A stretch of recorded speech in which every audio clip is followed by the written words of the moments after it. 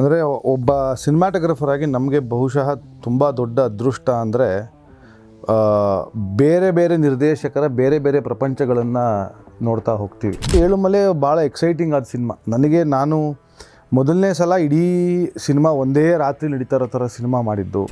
ಕಾಡು ಒಂದು ಪಾತ್ರ ಅಂದರೆ ಕಾಡು ನಾವು ಸುಮಾರು ಸಿನಿಮಾಗಳಲ್ಲಿ ನೋಡ್ತೀವಿ. ಈಗ ಫಾರ್ ಎಕ್ಸಾಂಪಲ್ ನಮ್ಮ ಕಾಂತಾರಲ್ಲೇ ತೊಗೊಂಡ್ರೆ ಕಾಂತಾರದ ಕಾಡು ಬೇರೆ ಅಥವಾ ಏಳುಮಲೆಯ ಕಾಡು ಬೇರೆ.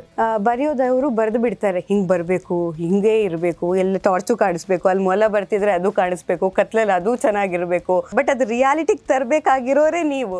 ಅದೇನು ಅಂಥ ದೊಡ್ಡ ರಾಕೆಟ್ ಸೈನ್ಸ್ ಇಲ್ಲ ಮೇಡಮ್. ಅದು ನನ್ನ ಕಾನ್ವೊಕೇಶನ್ ದಿನ ವಿಶಾಲ್ ಭಾರದ್ವಾಜ್ ಅವರು ಚೀಫ್ ಗೆಸ್ಟ್ ಆ ಸಿನಿಮಾ ಇದಕ್ಕೆ. ಮತ್ತು ಸಿನಿಮಾಟೋಗ್ರಫಿಗೆ ಜಡ್ಜ್ ಆಗಿದ್ದಿದ್ದು ರತ್ನವೇಲು ಅವರು. ಇಷ್ಟು ಅದ್ಭುತವಾಗಿ ಈ ಟೆಕ್ನಾಲಜಿಯನ್ನು ನಾನು ಬಳಸಿದ್ದು ನೋಡಿರಲಿಲ್ಲ ಯಾವತ್ತೂ. ನನಗೆ ಭಾಳ ಖುಷಿ ಆಯ್ತು ಇದನ್ನು ನೋಡಿ ಅಂತ ಹೊಗಳಿದ್ರು. At the same time Vishal Bhardwaj ಬಹುತ್ ಅಚ್ಚಾ ಕಿಯಾ ರೇ ತೂನೆ, तो आके मिल मुझे मुंबई में ಅಂದ್ಬಿಟ್ಟು ಹೊರಟೋದ್ರು.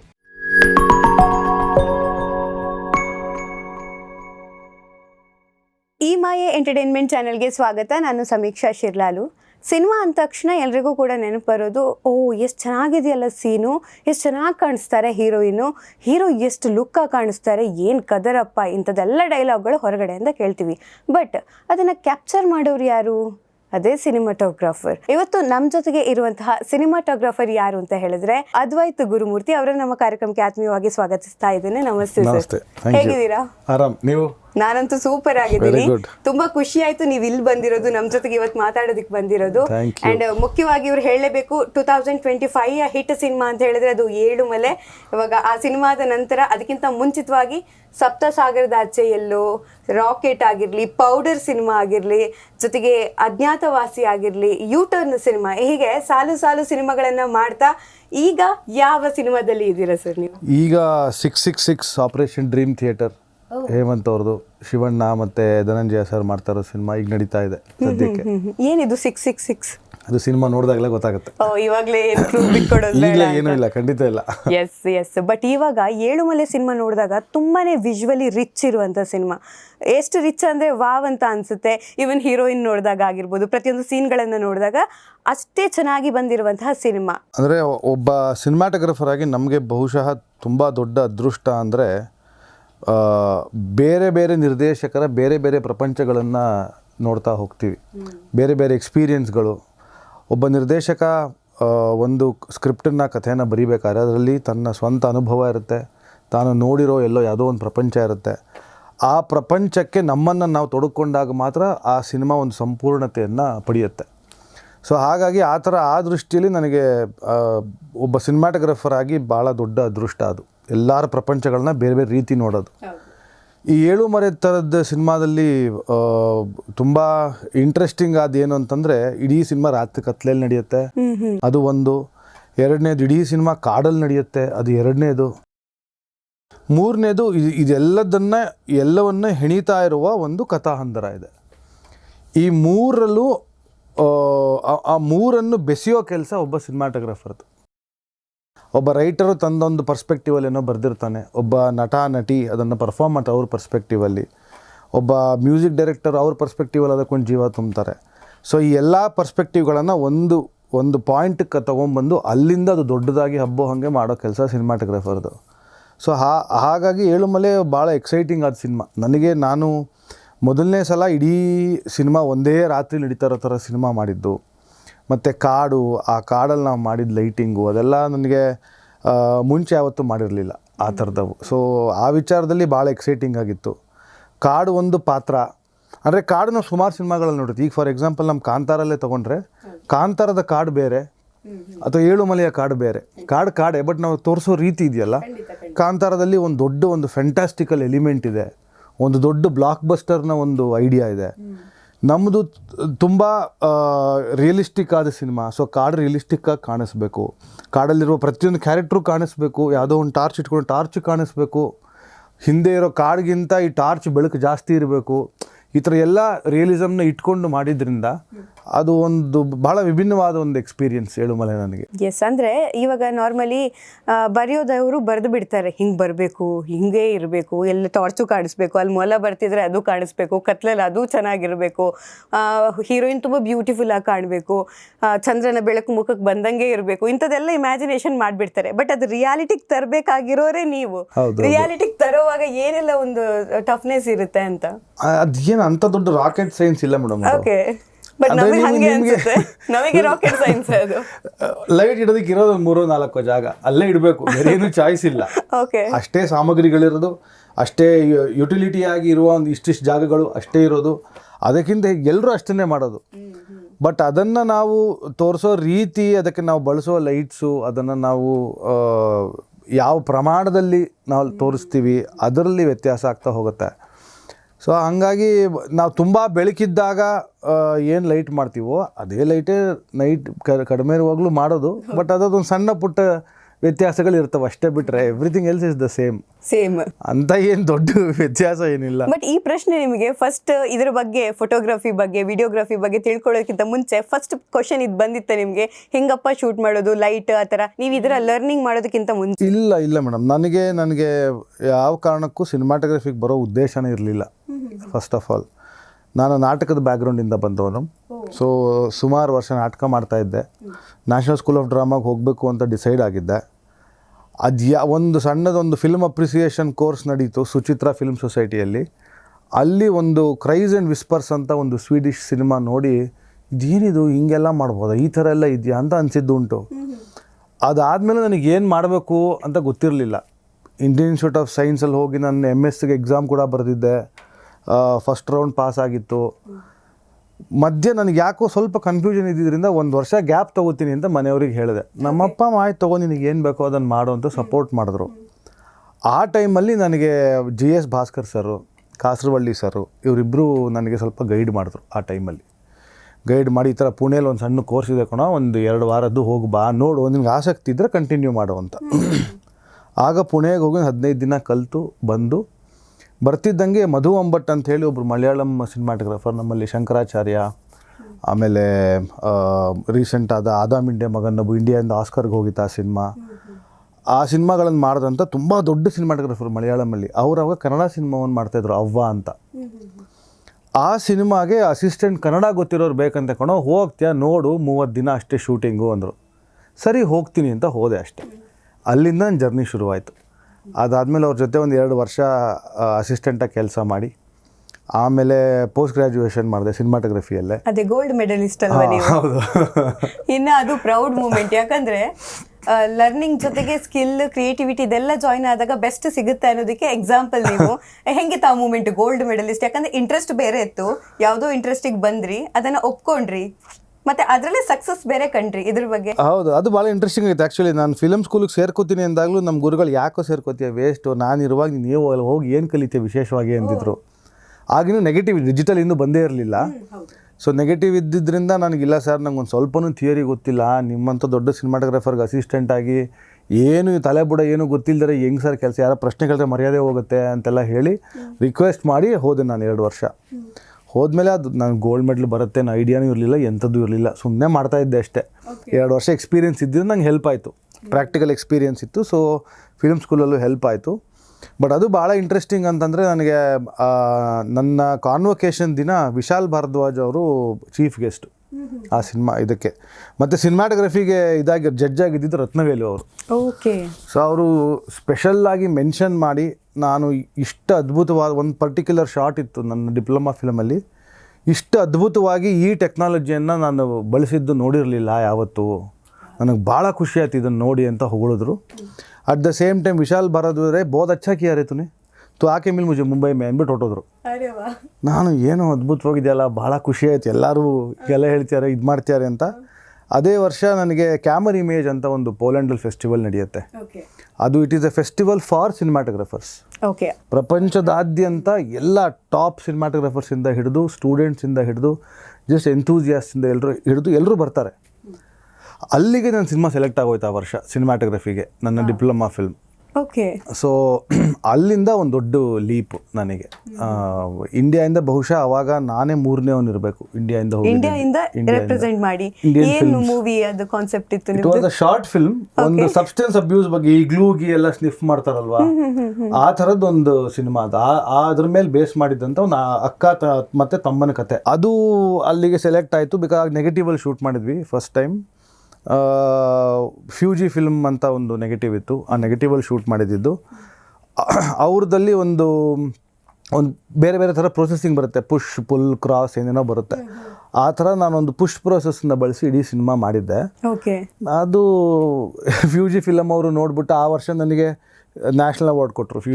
ನನ್ನ ಡಿಪ್ಲೊಮಾ ಫಿಲಮ್ಗೆ ಫ್ಯೂಜಿ ಫಿಲಮ್ ಅವರು ಅದು ಕೊಡ್ತಾ ಇದ್ದಂಗೆ ಅದು ಕ್ಯಾಮರಾ ಇಮೇಜಿಗೆ ಹೋಯಿತು. ಕ್ಯಾಮರಾ ಇಮೇಜಿಗೆ ಹೋದಾಗ ನಾನು ರವಿ ಕೆ ಚಂದ್ರನ್ ಅಂತ ಹೇಳಿ ಸಿನಿಮಾಟೋಗ್ರಫರ್ ಇದ್ದಾರೆ, ರೀಸೆಂಟಾಗಿ ಥಗ್ ಲೈಫು, ಓಜಿ, ಮಣಿರತ್ನಂ, ಕಣ್ಣತ್ತಿಲ್, ಮುತ್ತಮಿಟ್ಟಾಲ್, ಅಂದರೆ ಅದ್ಭುತವಾದ ಸಿನಿಮಾಟೋಗ್ರಫರ್ ಅವ್ರ ಪರಿಚಯ ಆಯಿತು.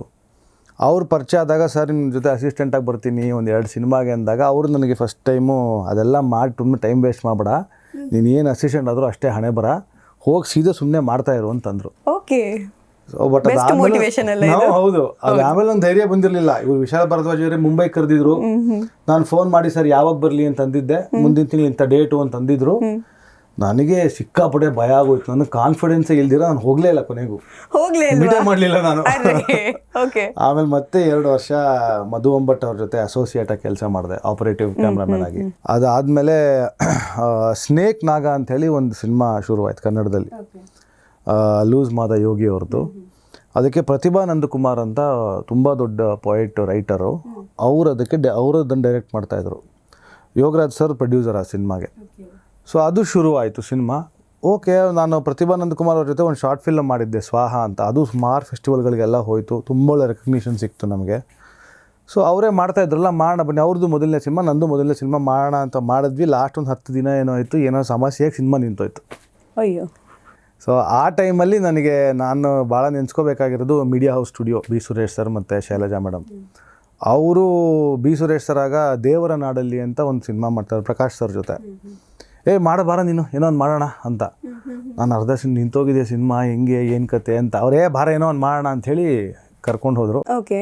ಅಲ್ಲಿಂದ ನನ್ನ ಜರ್ನಿ ಶುರುವಾಗಿದ್ದು. ನನಗೆ ಜರ್ನಿ ಬಗ್ಗೆ ಮಾತಾಡುವಾಗ ಇವಾಗ ಒಂದು ಪಾಯಿಂಟ್ ನೆನಪು ಬಂತು. ನೀವು ಬಿ ಸುರೇಶ್ ಸರ್ ಅಂತ ಅಂದ್ರಿ. ಬಿ ಸುರೇಶ್ ಸರ್ ನಿಮ್ಮ ಚಿಕ್ಕಪ್ಪ ಅಲ್ವಾ? ಹೌದು ಹೌದು. ಏನ್ ಹೇಳ್ತೀರಾ ನಿಮ್ಮ ಚಿಕ್ಕಪ್ಪನ ಬಗ್ಗೆ? ಏನ್ ಹೇಳೋದು, ನಾನು ಏನು ಹೇಳಿ, ನಾನು ತುಂಬಾ ಪುಟ್ಟವ್ರು ಅದ್ರ ಬಗ್ಗೆ ಎಲ್ಲ ಹೇಳೋದಕ್ಕೆ. ಸ್ಟಿಲ್ ಯಾಕಂದ್ರೆ ನಿಮ್ಮ ಒಂದು ಫ್ಯಾಮಿಲಿ ಬ್ಯಾಕ್ ಗ್ರೌಂಡ್ ನೋಡ್ಬೇಕು ಅಂತ ಹೇಳಿದ್ರೆ, ನಿಮ್ಮ ಅಜ್ಜಿ ಆಗಿರ್ಲಿ, ಅವರು ಪತ್ರಕರ್ತರಾಗಿದ್ರು, ಜೊತೆಗೆ ಸಾಹಿತಿ ಕೂಡ ಆಗಿದ್ರು. ನಿಮ್ಮ ಚಿಕ್ಕಪ್ಪ ಬಿ ಸುರೇಶ್ ಅವ್ರ ಬಗ್ಗೆ ಹೇಳೋದೇ ಬೇಕಾಗಿಲ್ಲ, ಯಾಕಂದ್ರೆ ಅವರು ಕೂಡ ಚಿತ್ರರಂಗದಲ್ಲಿ ಇದ್ದವರು. ಸೊ ನಿಮ್ಗೆ ಅದು ಪ್ರೇರಣೆ ಆಯ್ತಾ ಈ ಒಂದು ರಂಗಕ್ಕೆ ಬರಬೇಕು ಅಂತ, ಅಥವಾ ಸಿನಿಮಾಟೋಗ್ರಫರ್ ಆಗಬೇಕು ಅಂತ? ಆ್ಯಕ್ಚುಲಿ ಇಲ್ಲ, ನನಗೆ ಒಂದು ದಿನಾನು ನನ್ನ ಫ್ಯಾಮಿಲಿಯಿಂದ ಇಂಥದ್ದೇ ಮಾಡು ಅಂಥದ್ದೇ ಮಾಡು ಅಂತ ಹೇಳಿದ್ದೇ ಇಲ್ಲ ಯಾವತ್ತು. ಏನು ಖುಷಿ ಬರುತ್ತೋ ಅದನ್ನು ಮಾಡೋ ಖುಷಿಯಾಗಿರೋ ಅಂತಲೇ ಇದ್ದಿದ್ದು. ಅದು ಹೆಂಗೋ ಗೊತ್ತಿಲ್ಲದೆ ಈ ದಾರಿಗೆ ಬಂದಿದ್ದಾಯಿತು ಅಷ್ಟೇ. ಬಟ್ ಅದ್ರಲ್ಲಿ ಏನೋ ಯಾರು ನನಗೆ ಯಾವತ್ತೂ ಏನೂ ಹೇಳಿಲ್ಲ, ಮಾಡೋ ಇದನ್ನು ಟ್ರೈ ಮಾಡೋ ಅದನ್ನು ಟ್ರೈ ಮಾಡೋ ಅಂತ ನನಗೆ ಏನೂ ಹೇಳಿಲ್ಲ. ಇದನ್ನು ಆರಿಸ್ಕೋತೀನಿ, ಈ ಥರ ಮಾಡೋಣ ಅಂತ ಇದ್ದೀನಿ ಅಂದಾಗ ಓಕೆ ಹೋಗಿ ನೋಡು ಅಂತ. ಯಾವತ್ತು ಯಾವುದಕ್ಕೂ ನನ್ನ ಫ್ಯಾಮಿಲಿ ನನಗೆ ಇಲ್ಲ ಅಂದಿಲ್ಲ. ಸೊ ಹಾಗಾಗಿ ಆ ವಿಚಾರದಲ್ಲಿ ಭಾಳ ಅದೃಷ್ಟವಂತ ನಾನು. ದುಡಿಬೇಕು, ನೀನು ತಕ್ಷಣ ಹೋಗಿ ದುಡಿಬೇಕು, ಇನ್ನೇನೋ ಮಾಡಬೇಕು, ಮನೇಲಿ ಕಷ್ಟ ಇದೆ, ಆ ಥರ ಎಷ್ಟೇ ಕಷ್ಟ ನಮ್ಗೆ ನನ್ನ ತನಕ ಅದನ್ನು ಮುಟ್ಟಕ್ಕೆ ಬಿಟ್ಟೇ ಇಲ್ಲ ಮನೆಯಲ್ಲಿ. ಸೊ ಆ ರೀತಿ ತುಂಬ ಸೇಫ್ ಗಾರ್ಡ್ ಆಗಿ ಬೆಳೆದಿದ್ದೀನಿ ನಾನು. ಹಂಗಂದ್ರೆ ಇನ್ನೂ ಸೇಫ್ ನೀವು ಆಗಿದ್ರೆ. ಈಗ ಹೇಗಿದೆ ರಿಯಾಕ್ಷನ್? ನೀವಿಷ್ಟು ಹಿಟ್ ಸಿನಿಮಾಗಳನ್ನ ಕೊಡ್ತಾ ಇದ್ರೆ ಎಲ್ಲರೂ ಭಾಳ ಖುಷಿಯಾಗೇ ಇದ್ದಾರೆ, ಸಿಕ್ಕಾಪಟ್ಟೆ ಖುಷಿಯಾಗಿದ್ದಾರೆ. ಎವ್ರಿ ಟೈಮ್ ನಾನು ಏನೋ ಒಂದು ಟೀಸರು, ಟ್ರೈಲರು, ಯಾವ ಸಿನಿಮಾ ರಿಲೀಸ್ ಆದಾಗೆಲ್ಲ ನೋಡಿ ಫೋನ್ ಮಾಡಿ ಬಾಯಿ ತುಂಬ ಹೊಗಳಿ, ಅವೆಲ್ಲ ಹಾಗೆ ಆಗುತ್ತೆ. ಅದೆಲ್ಲ ನಾನು ಹೆತ್ತವ್ರಿಗೆ ಹೆಗಣ ಮುದ್ದಲ್ವಾ, ನಾನು ಏನು ಮಾಡಿದ್ರು ಅದನ್ನ ಹೇಳೇ ಹೇಳ್ತಾರೆ. ಸುರೇಶ್ ಸರ್ ಒಂದೊಂದ್ಸಲ ಹೇಳ್ತಾರೆ, ಏನೆಲ್ಲ ಚೆನ್ನಾಗಿಲ್ಲ ಕಣ, ಹಂಗೆ ಇಷ್ಟ ಆಗಿಲ್ಲ ಕಣ, ಈ ಸಿನಿಮಾ ಹಚ್ಚಿರ್ಲಿಲ್ಲ ಕಣ, ಇದು ಸರಿಗಿರ್ಲಿಲ್ಲ ಕಣ ಅಂತ. ಬಟ್ ಇದು ಮಜಾ ಇರುತ್ತೆ. ನೀವು ಅಂದಿಲ್ವಾ ಯಾಕೆ ಚಿಕ್ಕಪ್ಪ ಇದಿಷ್ಟು ಚೆನ್ನಾಗಿ ತೆಗ್ದಿದ್ದೀನಿ ನಾನು, ನೀವ್ ಯಾಕೆ ಹಿಂಗ ಅಂತಿದ್ದೀರಾ ಅಂತ? ಏನಿಲ್ಲ, ಅವ್ರಂಗೆ ಹೇಳಿ ಅಂತಾನೆ ಅಲ್ವಾ ನಮ್ಗಿರೋದು. ನಮ್ಗೆ ಅವ್ರು ಹೇಳಿದಷ್ಟು ನಮ್ಗೆ ಇನ್ನೊಂದೇನೋ ಹೊಸದೇನೋ ಮಾಡ್ಬೇಕು ಅಂತ ಅನ್ಸುತ್ತೆ, ಇನ್ನೇನೋ ಒಂದು ಹೊಳಿಯುತ್ತೆ. ಸೊ ಹಂಗಾಗಿ ಆ ಥರ ಎಸ್, ಅದು ಕರೆಕ್ಟ್. ಬಟ್ ಲರ್ನಿಂಗ್ ಟೈಮಲ್ಲಿ ಈಗ ಯಾವ ಲರ್ನಿಂಗ್ ಇದ್ರು ಥಿಯರಿ ಅಂತ ಬಂದಾಗ ನಾವು ಅನ್ಕೊಳ್ತೀವಿ ಥಿಯರಿ ಥರನೇ ಪ್ರಾಕ್ಟಿಕಲ್ ಇರೋದಿಲ್ಲ ಅಂತ. ಅದು ಪ್ರಾಕ್ಟಿಕಲ್ ಬೇರೆ, ಥಿಯರಿ ಬೇರೆ ಅಂತ. ಇವಾಗ ನಿಮ್ಮ ಲರ್ನಿಂಗಲ್ಲಿ ನಿಮಗೆ ಥಿಯರಿ ಎಷ್ಟು ಹೆಲ್ಪ್ಫುಲ್ ಆಯಿತು, ಪ್ರಾಕ್ಟಿಕಲ್ ಎಷ್ಟು ಹೆಲ್ಪ್ಫುಲ್ ಆಯಿತು? ಅಲ್ಲ, ಥಿಯರಿ ಇಲ್ದಿದ್ರೆ ನಾನು ಪ್ರಾಕ್ಟಿಕಲ್ ಮಾಡೋಕ್ಕೆ ಆಗ್ತಾ ಇರಲಿಲ್ಲ, ಅದು ಸತ್ಯ. ಯಾಕಂದರೆ ನನಗೆ ಆವಾಗ ನೆಗೆಟಿವ್ ಇದ್ದು ಆಗ ಇನ್ನೂ ನಮ್ಗೆ ಯೂಟ್ಯೂಬ್ ಇಷ್ಟು ಬೂಮು ಆಗಿರಲಿಲ್ಲ ನಾನು ಕಲಿತಾ ಇದ್ದಾಗ 2007ರಲ್ಲಿ. ಸೊ ಯಾವುದೋ ಒಂದು ಪುಸ್ತಕ ಓದಿ ಏನು ಕಲ್ತ್ಕೋತೀವೋ ಅಷ್ಟೇ. ಇಂಟರ್ನೆಟ್ಟು ಸ್ಪೀಡ್ ಇಂಟರ್ನೆಟ್ಟು ಇರ್ತಿರ್ಲಿಲ್ಲ ಮನೆಗಳಲ್ಲಿ. ಓಕೆ.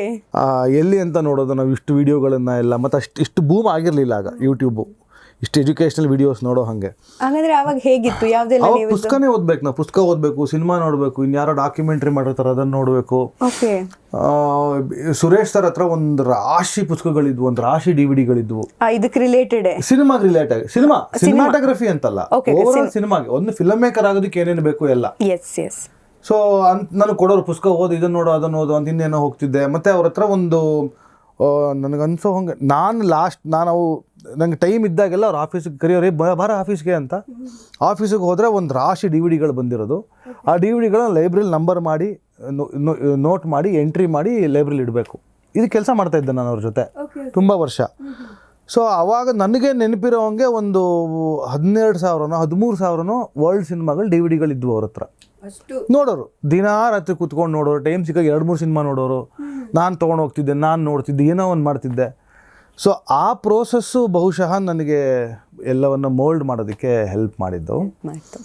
ಸೊ ಪುಸ್ತಕಗಳು ಓದ್ತಿದ್ವಿ, ಇದು ಮಾಡ್ತಾಯಿದ್ವಿ. ಸೊ ಫಿಲಮ್ ಸ್ಕೂಲ್ಗೆ ಹೋದಾಗಲೂ ನಮಗೆ ನೆಗೆಟಿವ್ ಆದ್ದರಿಂದ ನಮ್ಗೆ ಹೆಂಗಂದ್ರೆ ಹಂಗೆ ಎಕ್ಸ್ಪೋಸ್ ಮಾಡೋ ಹಂಗೆ ಅವಕಾಶ ಇರ್ತಿರ್ಲಿಲ್ಲ. ನಮಗೆ ಪ್ರಾಕ್ಟಿಕಲಲ್ಲೂ ಕೂಡ ವಾರದಲ್ಲಿ ಒಂದೇ ದಿನ ಎಕ್ಸ್ಪೋಸ್ ಮಾಡೋಕ್ಕೆ ಕೊಡ್ತಾ ಇದ್ದಿದ್ದು ನೆಗೆಟಿವ್ನ. ಅದು 1 ಕ್ಯಾನ್ ಕೊಡೋರು, ನಾವು 10 ಜನ ಮಾಡಬೇಕು. 1 ಕ್ಯಾನ್ 16 mm ಅಂದರೆ 10 ನಿಮಿಷ ಬರುತ್ತೆ.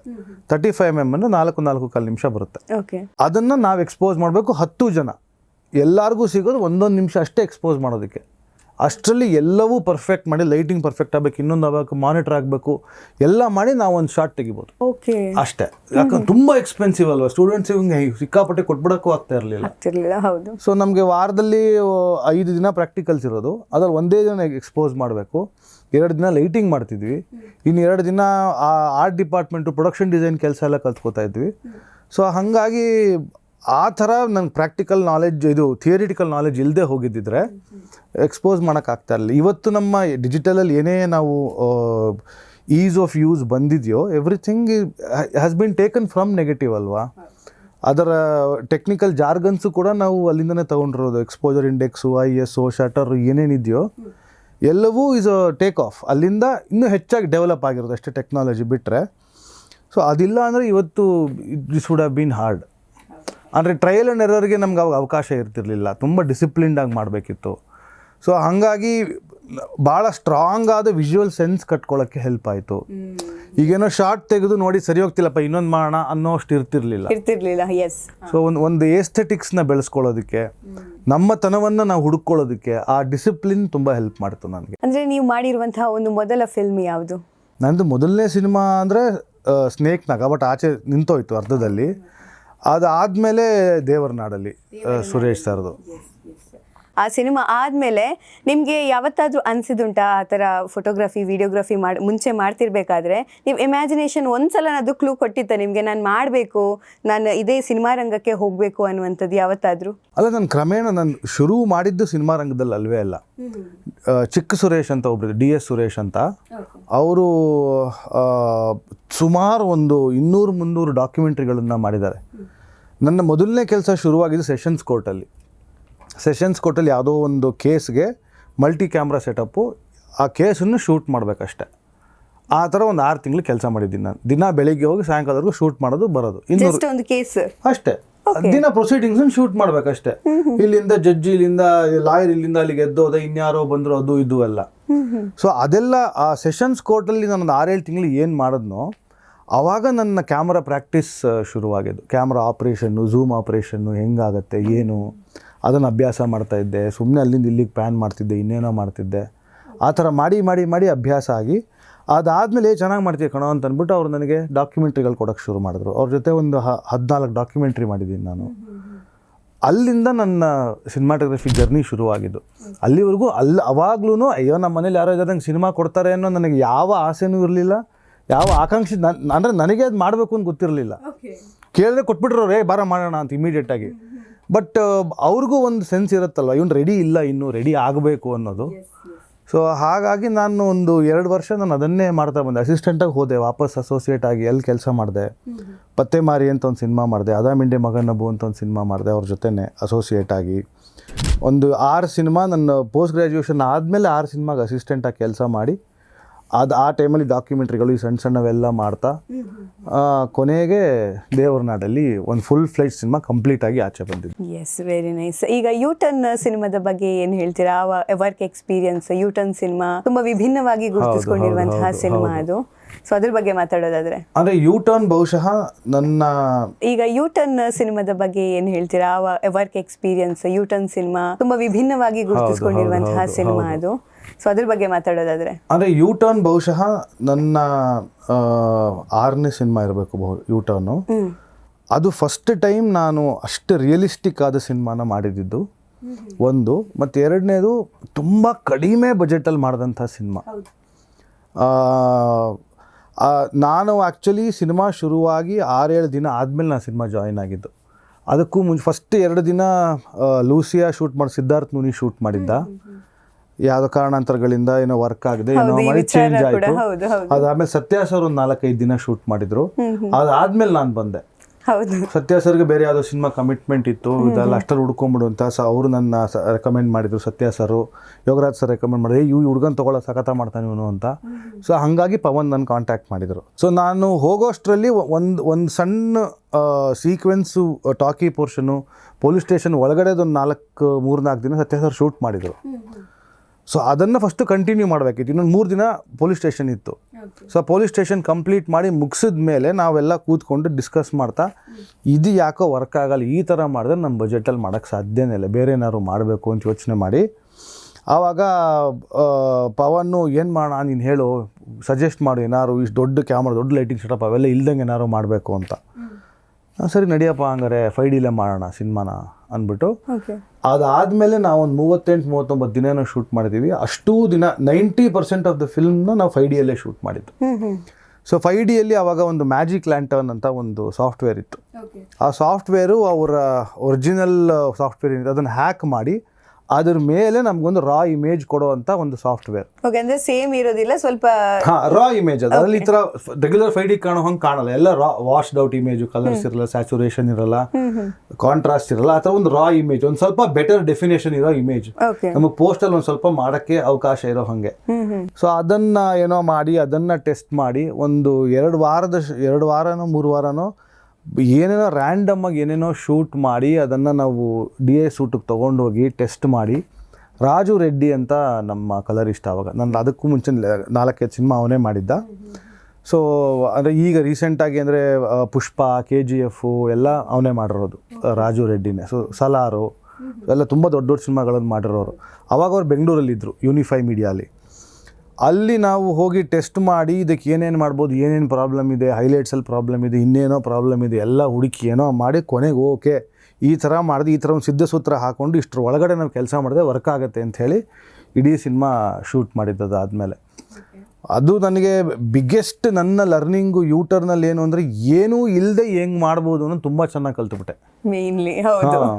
ಸೊ ಏನು ಬರೀ ಒಂದು 2 ಟ್ಯೂಬ್ಲೈಟು, ಒಂದು ಬಲ್ಪು, ಈ ಥರದನ್ನು ಇಟ್ಕೊಂಡು ಒಂದು ಇಡೀ ಸ್ಪೇಸನ್ನು ಕ್ರಿಯೇಟ್ ಮಾಡಿ, ಒಂದು ಸಣ್ಣ ಕ್ಯಾಮ್ರಾ, ಅಯ್ಯೋ ಇದ್ರಲ್ಲಿ ಮಾಡಿದ್ರೆ ಇಮೇಜ್ ಅಷ್ಟು ಚೆನ್ನಾಗಿ ಬರಲ್ಲ, ಥಿಯೇಟ್ರಲ್ಲಿ ಪ್ರೊಜೆಕ್ಟ್ ಮಾಡೋಕ್ಕೆ ಆಗೋಷ್ಟು ಒಳ್ಳೆ ಫಿಡೆಲಿಟಿ ಬರಲ್ಲ ಅಂತೆಲ್ಲ ಇದ್ದ ಟೈಮಲ್ಲೂ ಅದ್ಭುತವಾಗಿರೋ ಒಂದು ಇಮೇಜ್ ಕ್ವಾಲಿಟಿ ಕೊಟ್ವಿ.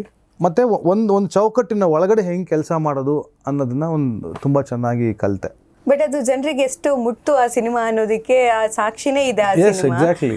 ಮೇನ್ಲಿ ನಾವು ಹೇಳ್ತೀವಿ, ಈಗ ಗೊತ್ತಿರೋದಿಲ್ಲ ನಾರ್ಮಲ್ ಆಡಿಯನ್ಸಿಗೆ ಯಾವ ಕ್ವಾಲಿಟಿಯಲ್ಲಿ ಇರಬೇಕು, ಹೇಗಿದ್ರೆ ಚಂದ, ಅದು ಯಾವ ಐಡಿಯಾನೂ ಇರೋದಿಲ್ಲ, ಬೇಸಿಕ್ ಐಡಿಯಾನೂ ಇರೋದಿಲ್ಲ.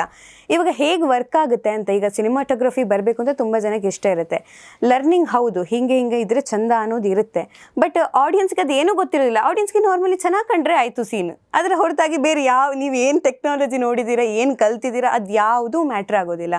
ಬಟ್ ಆ ಥರ ಇದ್ದಾಗ ನಿಮ್ಗೆ ಗೊತ್ತಾಗುತ್ತೆ, ಯಾವುದಾದ್ರು ಬೇರೆ ಶಾರ್ಟ್ಗಳನ್ನು ನೋಡಿದಾಗ ಇದು ಲೋ ಇದೆ, ಇದು ರೀಚ್ ಆಗೋದಿಲ್ಲ ಅನಿಸುತ್ತೆ, ಒಂದು ವೇಳೆ ಲೋ ಇದ್ರೂ ರೀಚ್ ಆಗಿದೆ, ಇಂಥದ್ದೆಲ್ಲ ಕನ್ಫ್ಯೂಷನ್ಸು, ಆ ಥರದ್ದೆಲ್ಲ ಕ್ವಶನ್ಸು, ಅದಕ್ಕೆಲ್ಲ ಏನಾದರೂ ಆಗಿರುವಂಥ ಇನ್ಸಿಡೆಂಟ್ಸ್ಗಳು, ಈ ಥರದ್ದೆಲ್ಲ ಯಾವುದಾದ್ರು ನಿಮಗೆ? ಖಂಡಿತ ಇದರಲ್ಲಿ 2 ಭಾಗದಲ್ಲಿ ಉತ್ತರ ಕೊಡ್ತೀನಿ. ಒಂದು, ಆಡಿಯನ್ಸ್ಗೆ ಅದು ಯಾವುದು ಗೊತ್ತಾಗಬಾರ್ದು, ಅವ್ರಿಗೆ ಗೊತ್ತಾಗಬೇಕು ಅಂತ ಎಕ್ಸ್ಪೆಕ್ಟ್ ಮಾಡೋದು ನಮ್ಮ ತಪ್ಪು. ಅವ್ರಿಗೆ ಗೊತ್ತಾಗಬೇಕಾಗಿರೋದು ನಾವು ಹೇಳಕ್ಕೆ ಟ್ರೈ ಮಾಡ್ತಾ ಇರೋ ಒಂದು ಎಮೋಷನ್ನು, ಹೇಳಕ್ಕೆ ಟ್ರೈ ಮಾಡ್ತಾ ಇರೋ ಒಂದು ಕತೆ, Yes. ಆ ಕಥೆಯ ಚಲನ ಅಷ್ಟೇ ಬೇಕಾಗಿರೋದು ಅವ್ರಿಗೆ ಇದನ್ನು ಯಾವ ಕ್ಯಾಮ್ರಲ್ಲಿ ಶೂಟ್ ಮಾಡಿದ್ರು ಇನ್ನೇನು ಮಾಡಿದ್ರು ಯಾವುದು ಮ್ಯಾಟ್ರ್ ಆಗಲ್ಲ. S S. ಸೊ ನಮ್ಗೆ ಹಲವಾರು ಸಿನಿಮಾಗಳು ಐಫೋನಲ್ಲಿ ಶೂಟ್ ಮಾಡಿದ್ದಾರೆ, ರಿಲೀಸ್ ಆಗಿವೆ, ಬ್ಯೂಟಿಫುಲ್ ಆಗಿ ಬಂದಿದೆ, ಸುಮಾರು ಫೆಸ್ಟಿವಲ್ಗಳಿಗೆ ಹೋಗಿವೆ. ಸೊ ಪ್ರತಿಯೊಂದಕ್ಕೂ ಅದರದ್ದೇ ಆದಂಥ ಒಂದು ಚೌಕಟ್ಟಿರುತ್ತೆ. ಹೌದು. ಆ ಚೌಕಟ್ಟು ಒಳಗಡೆ ಕೆಲಸ ಮಾಡಿದ್ರೆ ಎಲ್ಲವೂ ಚೆನ್ನಾಗೇ ಕಾಣುತ್ತೆ. ಸೊ ನಾವು ಇದೇ ಕ್ಯಾಮ್ರಾಲೇ ಮಾಡಬೇಕು, ಅದರಲ್ಲೇ ಮಾಡಬೇಕು, ಇದೇ ಲೆನ್ಸೇ ಬಳಸಬೇಕು, ಆ ಥರ ಯಾವ ಇದೂ ಇಲ್ಲ.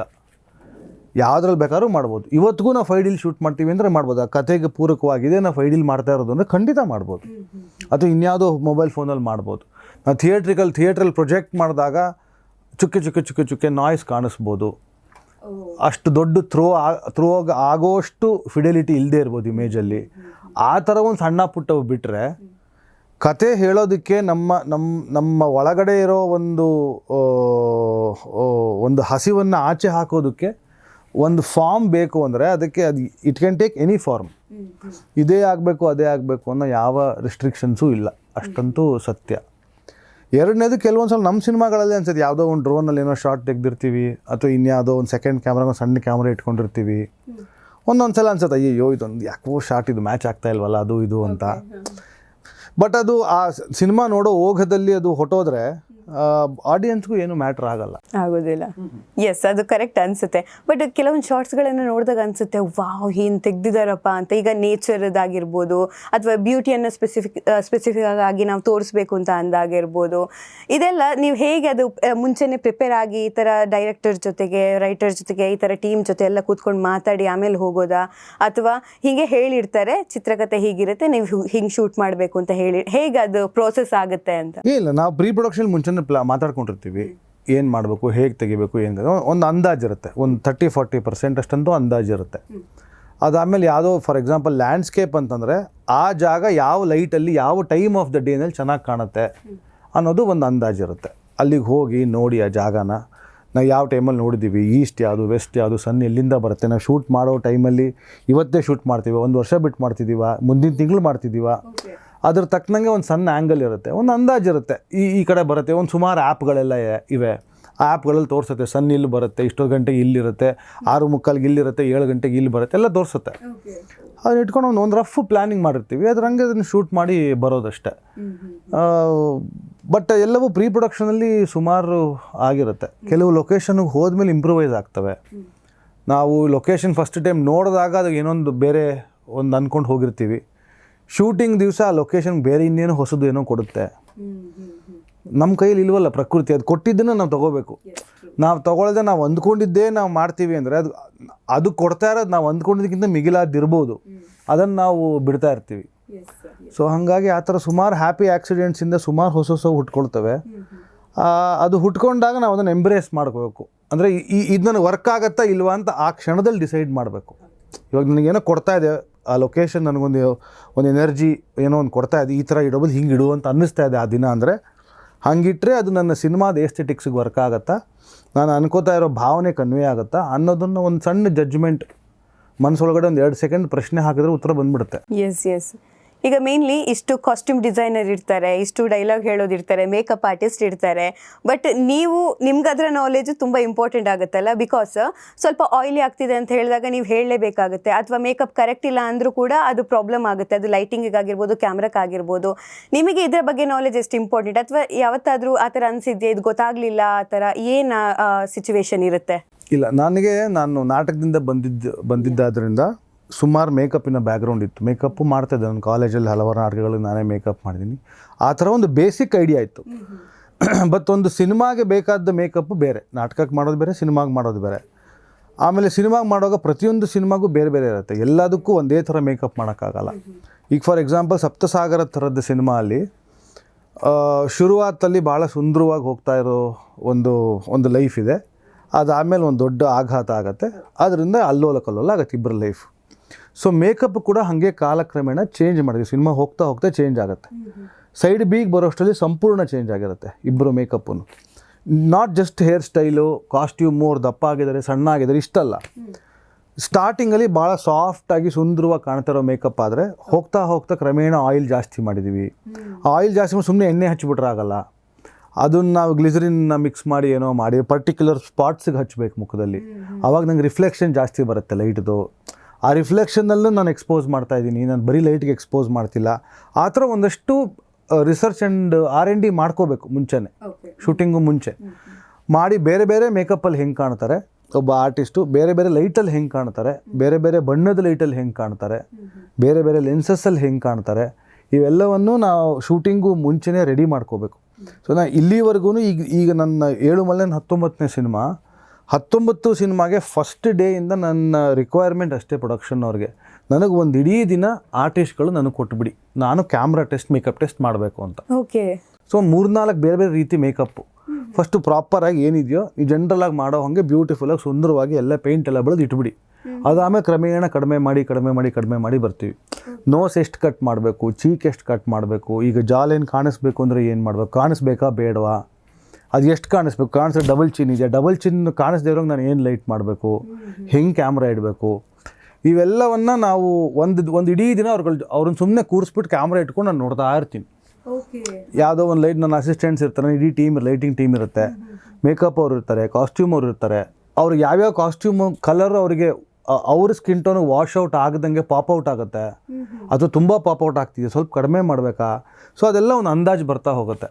ಅವ್ರು ನಾನು ಈ ಕಡೆ ಇಡಬೇಕಾ ಲೈಟು, ಆ ಕಡೆ ಇರಬೇಕಾ, ಪ್ರೊಫೈಲ್ ಇಟ್ಟು ರೈಟ್ ಸೈಡ್ ಪ್ರೊಫೈಲ್ ಇಡಬೇಕಾ, ಲೆಫ್ಟ್ ಸೈಡ್ ಪ್ರೊಫೈಲ್ ಇಡಬೇಕಾ, ಯಾವ ಥರ ಅಂತ. ಅದು ಒಂದು ನಮಗೆ ಒಂದು ಅರ್ಧ ಮುಕ್ಕಾಲು ದಿನದಲ್ಲಿ ಗೊತ್ತಾಗ್ಬಿಡುತ್ತೆ ಇದು ಹೆಂಗೆ ವರ್ಕ್ ಆಗುತ್ತೆ. ಇವ್ರ ಮುಖಾನ ನಾನು ಹೇಗೆ ಲೈಟ್ ಮಾಡಬೇಕು, ಇವ್ರ ಮುಖಕ್ಕೆ ನಾನು ಏನು ಲೆನ್ಸ್ ಇಡಬೇಕು, ಅವ್ರ ಬಾಡಿ ಲ್ಯಾಂಗ್ವೇಜ್ ಏನು, ಅದೆಲ್ಲ ಗೊತ್ತಾಗ್ತಾ ಹೋಗುತ್ತೆ.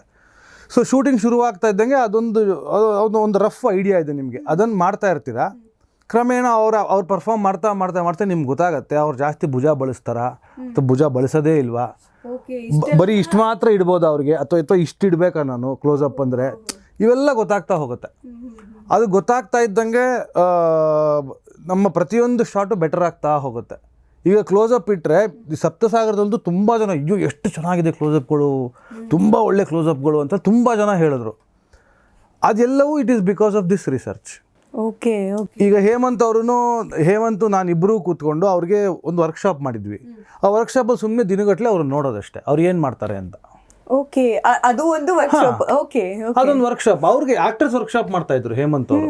ಸುಮ್ಮನೆ ಕೂತ್ಕೊಂಡು ನೋಡುವೆ ನಾನು ಅವ್ರು ಏನು ಮಾಡ್ತಾರೆ, ಹೆಂಗೆ ಬಳಸ್ತಾರೆ, ಬಾಡಿ ಹೆಂಗೆ ಬಳಸ್ತಾರೆ, ಮಾತಾಡುವಾಗ ಹಿಂಗೆ ತಲೆ ಬಗ್ಸ್ ಮಾತಾಡ್ತಾರ, ಸೀದಾ ಇಟ್ಕೊಂಡಿರ್ತಾರ.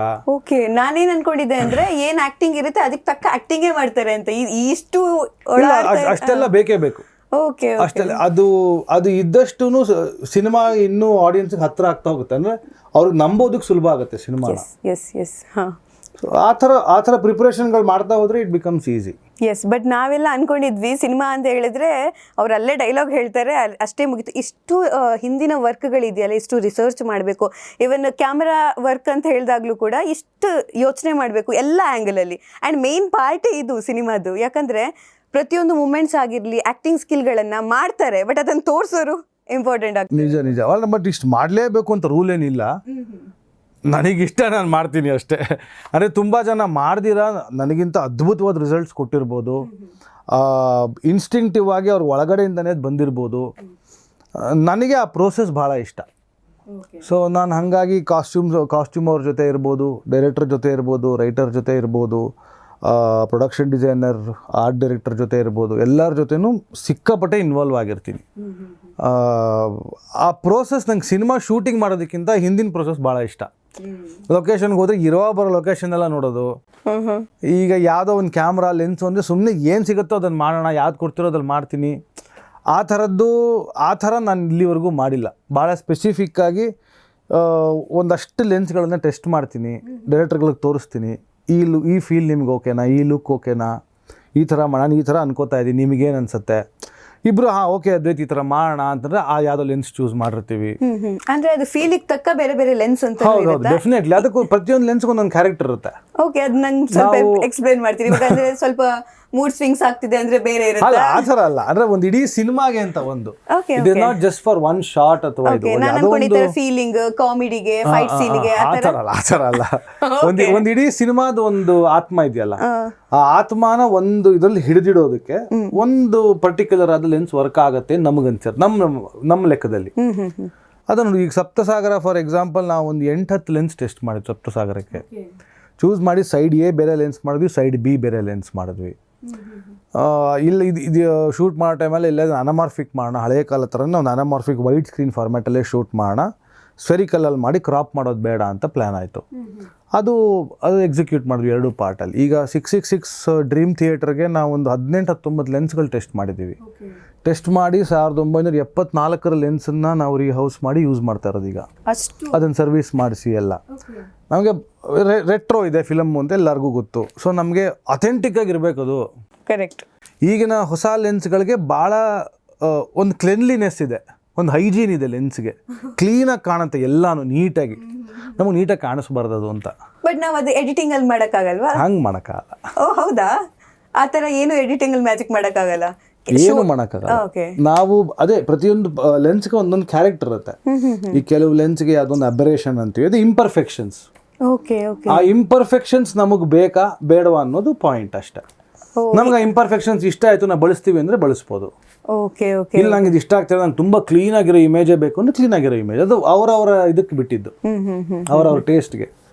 ನಾನು ಹೇಮಂತ್ ಅಂತೂ ಸ್ವಲ್ಪ ಇದು ಜಾಸ್ತಿ ಇದನ್ನು ಮಾಡೋದು. ನಾವು ಇರೋಬರ್ದನ್ನೆಲ್ಲ ಟೆಸ್ಟ್ ಮಾಡಬೇಕು, ಟೆಸ್ಟ್ ಮಾಡಬೇಕು. ಟ್ರೈ ಅಲ್ಲ, it is testing, proper scientific testing ಆಗುತ್ತೆ. ಟೆಸ್ಟಿಂಗ್ ಆಗಿ ಇಮೇಜನ್ನು ಸ್ಕ್ರೀನಲ್ಲಿ ಹಾಕಿ ನೋಡ್ತೀವಿ. ಇದು ಯಾಕೆ ವರ್ಕ್ ಆಗುತ್ತಿಲ್ಲ, ಈ ಕಾಂಟ್ರಾಸ್ಟ್ ಸರಿಗಿಲ್ಲ, ಇನ್ನೊಂದು ಏನೋ ಸರಿ, ಇದರಲ್ಲಿ ಏನೋ ಒಂದು ಗ್ಲೇರ್ ಚೆನ್ನಾಗಿದೆ, ಇನ್ನೊಂದ್ರಲ್ಲಿ ಏನೋ ಫೋಕಸ್ ಮಾಡಿದಾಗ ಬ್ರೀದಿಂಗ್ ಆಗ್ತಿದೆ, ಇದು ನಂಗೆ ಸರಿ ಇಷ್ಟ ಆಗ್ತಿಲ್ಲ, ಏನೇನೋ ಆ ಥರ ಒಂದಷ್ಟು ಪಾಯಿಂಟ್ಸ್ ಆಗ್ತವೆ. ಆಮೇಲೆ ಡಿಸೈಡ್ ಮಾಡಿ ಓಕೆ ಇದು ಪರ್ಫೆಕ್ಟ್ ಆಗಿದೆ ಮಾಡೋಣ ಅಂಥೇಳಿ ಆ ಲೆನ್ಸ್ನ ತೊಗೊಂಡು ಮಾಡೋದೊಂದು ದಟ್ಸ್ ಅನ್ ಎಂಜಾಯಬಲ್ ಪ್ರೋಸೆಸ್ ನನಗೆ, ಹೇಮಂತ್ಗೆ. ಇದು ನಿಜವಾಗ್ಲೂ ವೆರಿ ಇನ್ಫಾರ್ಮೇಟಿವ್. ಯಾಕಂದರೆ ಐಡಿಯಾನೇ ಇರೋದಿಲ್ಲ, ಈ ಥರ ಲೆನ್ಸಿಗೂ ಒಂದು ಕ್ಯಾರೆಕ್ಟರ್ ಇರುತ್ತೆ, ಈ ರೀತಿ ಲೆನ್ಸನ್ನು ಬಳಕೆ ಮಾಡಬಹುದು ಅನ್ನೋದು ಕೂಡ. ಬಟ್ ನೀವು ಸ್ಟಾರ್ಟ್ ಮಾಡಿದಾಗ ಈಗ ಏನು ವ್ಯತ್ಯಾಸ ಇದೆ ನಿಮ್ಮ ಫೀಲ್ಡಲ್ಲಿ? ನನಗೇನು ಅಫ್ಕೋರ್ಸ್ ನಾಲೆಜ್ ಒಂದು, ಯಾಕಂದರೆ ಅವಾಗ ಸಿಗೋದು ಬೇರೆ ವೇ ಇತ್ತು, ಇವಾಗ ಸೋಷಿಯಲ್ ಮೀಡಿಯಾ ಅನ್ನೋದು ಬಂದ್ಬಿಟ್ಟಿದೆ ನಾಲೆಜ್. ಬಟ್ ಓವರ್ ಆಲ್ ನನಗೇನು ಅಂತಹ ವ್ಯತ್ಯಾಸ ಅಂತ ಏನು ಅನಿಸಿಲ್ಲ. ಒಂದು ಏನಾಗಿದೆ ಅಂದರೆ ಫಿಲ್ಮ್ ಮೇಕಿಂಗ್ ಅನ್ನೋದು ಒಂದು ತುಂಬ ಡೆಮಾಕ್ರಟೈಸ್ ಆಗಿರುವಂಥ ಒಂದು ಪ್ರೋಸೆಸ್ ಆಗಿದೆ. ಅದು ಭಾಳ ಖುಷಿ ಆಗುತ್ತೆ. ಎಲ್ಲರೂ ತಮ್ಮ ಕತೆ ಹೇಳೋ ಒಂದು ಸ್ಥಿತಿಗೆ ಬಂದಿದ್ದೀವಿ. ಬಟ್ ನೀವು ಸ್ಟಾರ್ಟ್ ಮಾಡಿದಾಗ ಈಗ ಏನು ವ್ಯತ್ಯಾಸ ಇದೆ ನಿಮ್ಮ ಫೀಲ್ಡಲ್ಲಿ? ನನಗೇನು ಅಫ್ಕೋರ್ಸ್ ನಾಲೆಜ್ ಒಂದು, ಯಾಕಂದರೆ ಅವಾಗ ಸಿಗೋದು ಬೇರೆ ವೇ ಇತ್ತು, ಇವಾಗ ಸೋಷಿಯಲ್ ಮೀಡಿಯಾ ಅನ್ನೋದು ಬಂದ್ಬಿಟ್ಟಿದೆ ನಾಲೆಜ್. ಬಟ್ ಓವರ್ ಆಲ್ ನನಗೇನು ಅಂತಹ ವ್ಯತ್ಯಾಸ ಅಂತ ಏನು ಅನಿಸಿಲ್ಲ. ಒಂದು ಏನಾಗಿದೆ ಅಂದರೆ ಫಿಲ್ಮ್ ಮೇಕಿಂಗ್ ಅನ್ನೋದು ಒಂದು ತುಂಬ ಡೆಮಾಕ್ರಟೈಸ್ ಆಗಿರುವಂಥ ಒಂದು ಪ್ರೋಸೆಸ್ ಆಗಿದೆ. ಅದು ಭಾಳ ಖುಷಿ ಆಗುತ್ತೆ. ಎಲ್ಲರೂ ತಮ್ಮ ಕತೆ ಹೇಳೋ ಒಂದು ಸ್ಥಿತಿಗೆ ಬಂದಿದ್ದೀವಿ. ಮತ್ತು ಪ್ರತಿದಿನ we are challenging the small format, ಅಂದರೆ ಶಾರ್ಟರ್ ಫಾರ್ಮ್ಯಾಟ್ ಅಲ್ವಾ. ಇನ್ಸ್ಟಾಗ್ರಾಮ್ ರೀಲ್ಸ್ ಆಗ್ಬೋದು, ಇನ್ಯಾವುದು ಯೂಟ್ಯೂಬ್ ಶಾರ್ಟ್ಸ್ ಆಗ್ಬೋದು. ಅದರಲ್ಲಿ ಅವ್ರು ಏನು ಮಾಡ್ತಾ ಇದ್ದಾರೋ ಅವರು ಅದ್ಭುತವಾಗಿ ಮಾಡ್ತಿದ್ದಾರೆ ಅಲ್ಲಿ. ಅದು ಬಿಟ್ಟು ನಾವು ಇನ್ನೇನು ಕೊಡ್ತೀವಿ ಆಡಿಯನ್ಸ್ಗೆ ಅನ್ನೋದು ಒಂದು ದೊಡ್ಡ ಚಾಲೆಂಜ್ ಆಗಿದೆ. ಅಷ್ಟು ಬಿಟ್ಟರೆ ನಾವು ಈಗ AI ಬಂದಿದೆ, ಅದು ನಮ್ಗೆ ಇನ್ನೊಂದು ಹೊಸ ಚಾಲೆಂಜ್ ಕೊಡ್ತಾ ಇದೆ. ಅದನ್ನು ನಾವು ಹೆಂಗೆ ಬಳಸ್ಕೋತೀವಿ, ಈಗ ಅದನ್ನು ನಮ್ಮ ಶಕ್ತಿಯಾಗಿ ನಾವು ಹೆಂಗೆ ಮಾಡ್ಕೋತೀವಿ. ಹೌದು, ಅಪ್ ಟು ಡೇಟ್ ಅಂತೂ ಇರಲೇಬೇಕಾಗುತ್ತೆ. ಇಲ್ಲ, ಅಪ್ ಟು ಡೇಟ್ ಇರೋದು ಒಂದು, ಮತ್ತು ಅದು ನಮಗೆ ಪೂರಕವಾಗಿ ಕೆಲಸ ಮಾಡಬೇಕಲ್ವಾ. ನಾವು ಅದ್ರ ಪೂರಕವಾಗಿ ಮಾಡೋದಲ್ವಲ್ಲ, ಅದು ನಾವೇ ಹುಟ್ಟಾಕಿರೋ ಒಂದು ಕಂಪ್ಯೂಟರ್ ಇದು ಬ್ರೈನ್. ಹೌದು. ಸೊ ಅದನ್ನು ನಮಗೆ ಬೇಕಾಗಿರೋ ನಾವು ಹೆಂಗೆ ಬಳಸ್ಕೋತೀವಿ, ಯಾವ್ಯಾವ ರೀತಿ ಬಳಸ್ಕೋತೀವಿ, ಆ ಥರ ಚಾಲೆಂಜಸ್ ಬಿಟ್ಟರೆ ಖುಷಿಯಾಗೋದು ಒಂದು. ಸುಮಾರು ಕತೆಗಳು ಬರ್ತಿದೆ, ಎಲ್ಲರೂ ಕತೆಗಳು ಹೇಳ್ತಾ ಇದ್ದಾರೆ, ಅದು ಒಂದು ಭಾಳ ಖುಷಿ ಆಗುತ್ತೆ. ಅದು ಬಿಗ್ಗೆಸ್ಟ್ ಚೇಂಜ್. ಕರೆಕ್ಟ್. ಇವಾಗ ಒಂದು 30 ಸೆಕೆಂಡ್ ಶೂಟ್ ಅಂತ ಮಾಡೋದು ಅಂತ ಅನ್ಕೊಳ್ಳಿ. 30 ಸೆಕೆಂಡ್ ನಿಮ್ಗೆ ಎಷ್ಟು ಟೈಮ್ ತಗೊಳುತ್ತೆ 30 ಸೆಕೆಂಡ್ ಶೂಟಿಗೆ?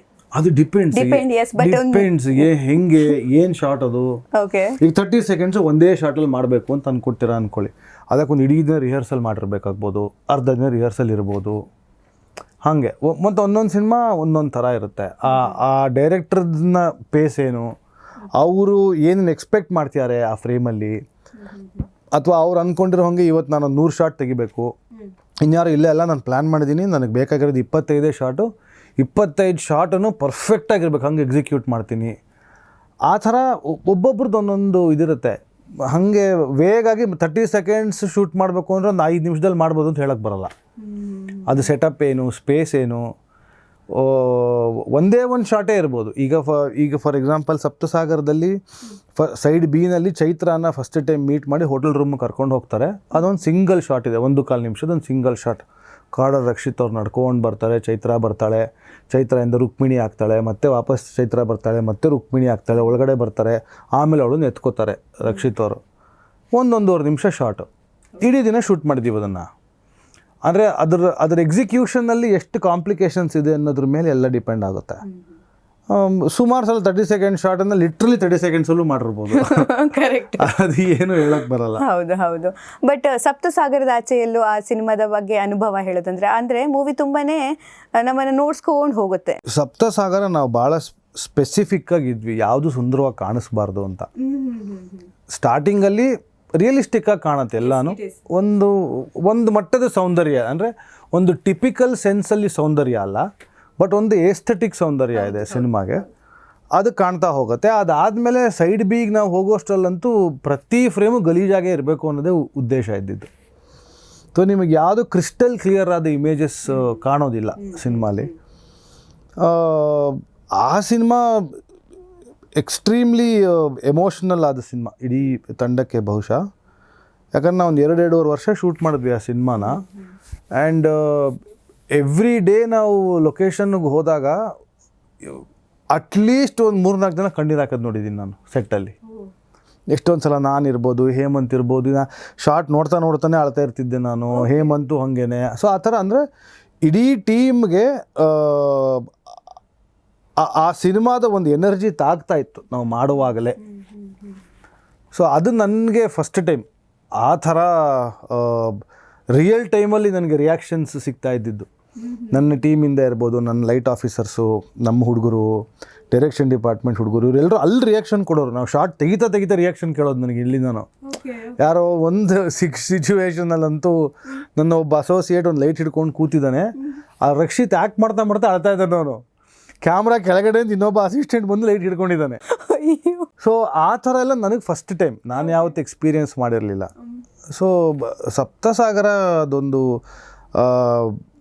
ಗೊತ್ತಿಲ್ಲ ಮುಂದೆ ಯಾವತ್ತಾರ ಆ ಮಟ್ಟಕ್ಕೆ ಎಮೋಷ್ನಲಿ ಇನ್ವಾಲ್ವ್ ಆಗೋ ಥರ ಸಿನಿಮಾ ಬರುತ್ತಾ ನನಗೆ ಅಂತ ಗೊತ್ತಿಲ್ಲ. ಬಟ್ ಇಲ್ಲಿವರೆಗೂ ಅಂತೂ that is once in a life time ಇಲ್ಲಿವರೆಗೂ. ಆದರೆ ಅಂದರೆ ವೆರಿ ರಿಯಲಿಸ್ಟಿಕ್ ಅಲ್ವಾ ಅದು, ಅದಕ್ಕೆ ತುಂಬ ಕನೆಕ್ಟ್ ಆಗ್ತಿತ್ತು. ಬಿಕಾಸ್ ನೀವು ಅದನ್ನು ಅಷ್ಟು ಅಂದರೆ ತಗೊಂಡಿದ್ದೀರಾ ಅನ್ನೋದಕ್ಕೆ ಔಟ್ಪುಟ್ ಕೂಡ ಅಷ್ಟೇ ಚೆನ್ನಾಗಿ ಬಂದಿದೆ. 100% ಹೌದು. ಪ್ರತಿ ಸಲನೂ ಹಾಗೆ ನೀವು ಏನೇ ಮಾಡಿದಾಗ್ಲೂ ಒಂದು ಭಾವನಾತ್ಮಕವಾದ ಎಂಗೇಜ್ಮೆಂಟ್ ನೀವು ಮಾಡ್ತಾ ಇರೋ ಕೆಲಸದ ಜೊತೆ ಇಲ್ಲದೆ ಹೋದರೆ ಅದು ಯಾವತ್ತೂ ನಮ್ಮದಾಗಲ್ಲ. ನಮ್ಮದಾಗಬೇಕು ಅಂದರೆ ಅದು ನನಗೆ ತಾಗಬೇಕು, ಅದಕ್ಕೆ ನಾನು ಸ್ಪಂದಿಸಬೇಕು. ಆ ಸ್ಪಂದನೆ ನಿಮಗೆ ಕಾಣೋದು ಸ್ಕ್ರೀನ್ ಮೇಲಲ್ವಾ. ಸೊ ಅದು ಭಾಳ ಅದ್ಭುತವಾಗಿ ಆಯಿತು ಸಪ್ತಾ ಟೈಮಲ್ಲಿ. Nice, very nice. ತುಂಬ ಜನರಿಗೆ ಇಂಟ್ರೆಸ್ಟ್ ಇದೆ ಇವಾಗ ಫಿಲ್ಮ್ ಫೀಲ್ಡ್ ಬರಬೇಕು. ನಾಟ್ ಇವನ್ ಫಿಲ್ಮ್ ಫೀಲ್ಡ್, ಒಂದು ಶಾರ್ಟ್ ಫಿಲ್ಮ್ ಮಾಡಬೇಕಂದ್ರೂ ತುಂಬ ತಪ್ಪುಗಳಾಗಬಹುದು, ಅಥವಾ ಇದನ್ನು ಮಾಡಬಾರ್ದು ಅನ್ನುವಂಥ ಕನ್ಫ್ಯೂಷನ್ಸ್ ಇರ್ಬೋದು. ಇಂತಹ ಯಂಗ್ಸ್ಟರ್ಸ್ಗೆ ಏನೊಂದು ನೀವು ಸಲಹೆ ಕೊಡೋದು? ದಯವಿಟ್ಟು ಆದಷ್ಟು ಶಾರ್ಟ್ ಫಿಲ್ಮ್ಗಳು ಮಾಡಿ, ಆದಷ್ಟು ತಪ್ಪುಗಳು ಮಾಡಿ. ಅದು ಶಾರ್ಟ್ ಫಿಲಮ್ ಅನ್ನೋ ಸ್ಪೇಸು ಅಂದರೆ ನಾನು ನಾಳೆ ದಿನ ಫೀಚರ್ ಫಿಲಮ್ ಮಾಡಬೇಕು, ಅದಕ್ಕೆ ಅದ್ರ ತಕ್ಕಂಗೆ ಶಾರ್ಟ್ ಫಿಲಮ್ ಮಾಡ್ತೀನಿ ಅನ್ನೋದು ಒಂದು ತಪ್ಪು ದಾರಿ ನನ್ನ ಪ್ರಕಾರ. ಶಾರ್ಟ್ ಫಿಲಮ್ ಇರೋದೇ ಎಕ್ಸ್ಪರಿಮೆಂಟ್ ಮಾಡೋದಕ್ಕೆ, ಆ ಸ್ಪೇಸ್ ಇರೋದನ್ನೇ ನಿಮ್ಮ ತನವನ್ನು ನೀವು ಕಂಡುಕೊಳ್ಳೋದಕ್ಕೆ.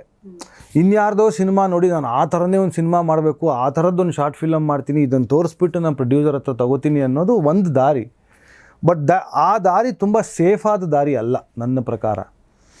ಬಹುಶಃ ನೀವು ಸುಮಾರು ಶಾರ್ಟ್ ಫಿಲಮ್ಗಳೆಲ್ಲ ಮಾಡಿ, ತಪ್ಪೆಲ್ಲ ಮಾಡಿ, ಒಂದು ಪ್ರೊಡ್ಯೂಸರ್ ಪಿಚ್ ಮಾಡ್ತಾಯಿದ್ರೆ ನಿಮ್ಮ ಶಾರ್ಟ್ ಫಿಲಮ್ಗೆ ಅಂದರೆ ಓಕೆ, ಅಂಡರ್ಸ್ಟ್ಯಾಂಡಬಲ್. ನಿಮ್ಮ ಫೀಚರ್ ಫಿಲಮ್ಗೆ ಒಂದು ಶಾರ್ಟ್ ಫಿಲಮ್ಮು ಅದು ಪ್ರೊಡ್ಯೂಸರ್ ಪಿಚ್ ಆದರೆ, ಇಲ್ಲ ನಾನು ಶಾರ್ಟ್ ಫಿಲಮ್ಮೇ ಮಾಡ್ತೀನಿ ಅಂದರೆ ಅದನ್ನು treat it like a short film, treat it like a platform, because you are not answerable to anybody. Correct. ಒಂದು ಫೀಚರ್ ಫಿಲಮ್ ಅಂದರೆ ತುಂಬ ಜಾಸ್ತಿ ರೆಸ್ಪಾನ್ಸಿಬಿಲಿಟೀಸ್ ಇದೆ. You are answerable to every single person who is paying, who is producing, who is there with you through out the journey. ಅವರೆಲ್ರಿಗೂ ನೀವು answerable ಆಗ್ತೀರಿ. So ಹಾಗಾಗಿ ಅಲ್ಲಿ ನಿಮಗೆ ಇಲ್ಲಿ ಆಟ ಆಡೋಕ್ಕೆ ಸಿಗೋಷ್ಟು ಜಾಗ ಫೀಚರ್ ಫಿಲಮಲ್ಲಿ ಸಿಗಲ್ಲ. ಬಿಕಾಸ್ ಎವ್ರಿ ಸೆಕೆಂಡ್ ಈಸ್ ಮನಿ. ನೀವು ಏನೋ ಲೈಟ್ ಹಾಕಿದ್ದು ಏನೋ ವರ್ಕ್ ಆಗ್ತಿಲ್ಲ ಅಂತ ಚೇಂಜ್ ಮಾಡೋಕ್ಕೆ ಅರ್ಧ ಗಂಟೆ of production money is last. So ಹಾಗಾಗಿ ಎಲ್ಲ ಎಕ್ಸ್ಪರಿಮೆಂಟ್ಗಳು ಏನೇನು ತಪ್ಪು ಮಾಡ್ಬೋದೋ ಎಲ್ಲವನ್ನು ಶಾರ್ಟ್ ಫಿಲಮ್ಗಳು ಮಾಡಿ ಮಾಡಿ ಮಾಡಿ ಮಾಡಿ ಮಾಡಿ ಮಾಡಿಬಿಡಿ ಎಲ್ಲ ತಪ್ಪುಗಳು. ಅದಾದಮೇಲೆ ಅಲ್ಲಿ ತಪ್ಪೇ ಮಾಡಲ್ಲ ಅಂತಿಲ್ಲ. ಈಗ ನಾವೂ ಎಷ್ಟೊಂದು ಸಲ ಲೈಟ್ ಹಾಕಿದ್ದು ಯಾಕೆ ವರ್ಕ್ ಆಗ್ತಿಲ್ಲ ಅಂತ ಚೇಂಜ್ ಮಾಡೋದುಂಟು ಇವಾಗ್ಲೂ. But number of mistakes will come down. At least ಸುಮಾರು ಬೇಸಿಕ್ ಮಿಸ್ಟೇಕ್ಸ್ಗಳನ್ನು ನೀವು ಅಡ್ರೆಸ್ ಮಾಡಿ ಅದಕ್ಕೆ ಏನು ದಾರಿ, ಅದನ್ನು ನಾಳೆ ಮಾಡಬೇಕು ಅಂದರೆ ಹೆಂಗೆ ರೀಕ್ರಿಯೇಟ್ ಮಾಡೋದೆಲ್ಲ ಗೊತ್ತಾಗ್ಬಿಟ್ಟಿರುತ್ತೆ ನಿಮ್ಗೆ ಇವಾಗಲೇ. ಸೊ ಅದು ಈಸ್ ಮೈ ಸಜೆಷನ್. ಎಲ್ಲ ಆಂಗಲ್ ಅಲ್ಲಿ ಯೋಚನೆ ಮಾಡಬೇಕು ಅನ್ನೋದು ಮೇನ್ ಅಲ್ವಾ? ಯಾಕಂದ್ರೆ ನಿಮ್ಮ ಲರ್ನಿಂಗ್ ಆಕ್ಚುಲಿ ನೋಡಿ, ನಾಟಕಗಳಿಂದ ಅದು ಹೆಲ್ಪ್ ಆಯ್ತು, ನಾಟಕಗಳು ಮಾಡಿರೋದು ಜೊತೆ ಓದುವಿಕೆ ಹೆಲ್ಪ್ ಆಯ್ತು, ಸಿನಿಮಾ ನೋಡಿರೋದು ಹೆಲ್ಪ್ ಆಯ್ತು, ಅಂಡ್ ನೀವು ಸ್ಟಾರ್ಟ್ ಮಾಡಿರೋದೇ ಜರ್ನಿ, ಆ ಶೂಟ್ ಹೆಂಗ್ ಸ್ಟಾರ್ಟ್ ಮಾಡಿದ್ರಿ ಅನ್ನೋದು ಕೂಡ ಹೇಳಿದ್ರಿ. ಸೊ ಈ ಲರ್ನಿಂಗ್ ಅಂದ್ರೆ ಎಲ್ಲಾನು ಕಲಿಬೇಕು, ಆವಾಗ ಒಬ್ಬ ಪರ್ಫೆಕ್ಟ್ ಪರ್ಸನ್ ಅಂದ್ರೆ ಅವರ ಫೀಲ್ಡ್ಗೆ ಪರ್ಫೆಕ್ಟ್ ಪರ್ಸನ್ ಆಗೋದಕ್ಕೆ ಸಾಧ್ಯ ಅನ್ನೋದು. Yes, that's true. ಅಂಡ್ ಇವಾಗ ನೆಕ್ಸ್ಟ್ ನಿಮ್ಗೆ ಈ ತರದ ಏನಾದ್ರು ಡ್ರೀಮ್ ಇದೆಯಾ, ಇಂತ ಒಂದು ಪ್ರಾಜೆಕ್ಟ್ ಮಾಡ್ಬೇಕಪ್ಪ ನಾನು ಅಂತ? ಯಾವ ತರದ ಪ್ರಾಜೆಕ್ಟ್ ಆ ಥರ ಮಾಡ್ಬೇಕು ಏನೂ ಇಲ್ಲ ಮೇಡಮ್ ನನಗೆ. ಇಲ್ವಾ? ಅದ್ರದ್ದು ಇಂಥದ್ದೊಂದು ಮಾಡಬೇಕು ಸಿನಿಮಾ ಅಂತ ನನಗೆ ಓಕೆ, ಯಾವತ್ತು ಆ ಥರದ್ದು ಅನಿಸಿಲ್ಲ, ಗೊತ್ತಿಲ್ಲ. ಅನ್ಸೇ ಇಲ್ವಾ ಅನ್ಸೋದು? ಆದ್ರೆ ಈ ನಿಮ್ಮ ಸಿನಿಮಾಗಳನ್ನ ಬಿಟ್ರೆ ನಿಮ್ಗೆ ಯಾವುದು ತುಂಬಾನೇ ಫೇವ್ರೆಟ್ ಸಿನಿಮಾ ವಿಜುವಲಿ? ಅಯ್ಯೋ, ಆ ಥರ ತುಂಬ ಇದೆ. ಹಿಂಗೆ ಬೆರಳೆಣಿಕೆ ಹೆಂಗೆ ಹೇಳೋದು ಭಾಳ ಕಷ್ಟ, ತುಂಬ ಕಷ್ಟ. ನನಗೆ ಇಲ್ಲಿವರೆಗೂ ಕಾಡುವಂಥ ಒಂದು ತುಂಬ ಇಂಪಾರ್ಟೆಂಟ್ ಸಿನಿಮಾ ಇದೆ, ಅದು ಕ್ರೈಸ್ ಆ್ಯಂಡ್ ವಿಸ್ಪರ್ಸ್ ಅಂತ. ನಾನು ಯಾವ ಸಿನಿಮಾ ನೋಡಿ ಸಿನಿಮಾಟೋಗ್ರಫಿಗೆ ಬರಬೇಕು ಅಂದ್ಕೊಂಡು ಆ ಸಿನಿಮಾ ನಾನು ತುಂಬ ಪದೇ ಪದೇ ನೋಡ್ತಾ ಇರ್ತೀನಿ. ಅದು ಒಂದು ತುಂಬ ಇಂಪಾರ್ಟೆಂಟ್ ಸಿನಿಮಾ. ಇನ್ನೊಂದು ರೆಕ್ವೀಮ್ ಫಾರ್ ಎ ಡ್ರೀಮ್ ಅಂತ ಒಂದು ಸಿನಿಮಾ ಇದೆ, ಅದು. ಆಮೇಲೆ ಗುರುದತ್ ಅವ್ರದ್ದು ಕಾಗಜ್ಗೆ ಫೂಲ್ ಭಾಳ ಇಷ್ಟ ಆಗುತ್ತೆ ನನಗೆ. ನಾಗಮಂಡಲ ತುಂಬ ಇಷ್ಟ ನನಗೆ. ಇಲ್ಲಿ ಇದು ದ್ವೀಪ ಅದ್ಭುತವಾದ, ಅಂದರೆ ವಿಜುವಲಿ ನಾನು ಹೇಳ್ತಾ ಇರೋದು, ವಿಜುವಲಿ ಅಂತೂ ಈ ಸಿನಿಮಾಗಳನ್ನು ಬೀಟ್ ಮಾಡೋಕ್ಕೆ ಸಾಧ್ಯನೇ ಇಲ್ಲ. ನಾವು ಇವತ್ತು ಇಷ್ಟೆಲ್ಲ ಟೆಕ್ನಾಲಜಿ ಇದ್ದೂ ದ್ವೀಪ ಥರ ಸಿನಿಮಾ ಅಷ್ಟು ಕನ್ವಿನ್ಸಿಂಗ್ ಆಗಿ, ಅಷ್ಟು ಕಡಿಮೆ ದುಡ್ಡಲ್ಲಿ, ಅಷ್ಟು ಕಮ್ಮಿ ರಿಸೋರ್ಸಸ್ ಅಲ್ಲಿ ಫುಲ್ ಆಫ್ ಮಾಡಿರೋದಕ್ಕೆ ದ್ವೀಪ ಸಿನಿಮಾ ನಿಜವಾಗ್ಲೂ ಎಕ್ಸ್ಟ್ರಾರ್ಡಿನರಿ, ಕಣ್ಣಲ್ಲಿ ಹಂಗೆ ಕಟ್ಟುತ್ತೆ. ಆ ಸಿನಿಮಾದ ಪ್ರತಿಯೊಂದು ದೃಶ್ಯನೂ ಈಗಲೂ ಹಾಗೆ ಇದೆ. ಹೌದು, ಡೆಫಿನೆಟ್ಲಿ. ಸೊ ಅವು ನನಗೆ ಭಾಳ ಇಷ್ಟ. ಭೂತಯ್ಯನ ಮಗ, ಅಯ್ಯೋ ತುಂಬ ಇಷ್ಟ. ತುಂಬ ಇದೆ ಮೇಡಮ್, ಹಂಗೆ ಒಂದು ಎರಡು ಅಂತ ಹೇಳಕ್ಕೆ ಬರಲ್ಲ. ಇದೆ, ಸುಮಾರಿದೆ ಆ ಥರದ್ದು. Very nice. ತುಂಬಾ ಖುಷಿ ಆಯ್ತು ನಿಮ್ ಜೊತೆಗೆ ಮಾತನಾಡಿ. ನಿಮ್ಮ ಎಲ್ಲ ನಾಲೆಡ್ಜ್ಗಳನ್ನ ಕೂಡ ನಮ್ ಜೊತೆಗೆ ಹಂಚ್ಕೊಂಡ್ರಿ. Thank you.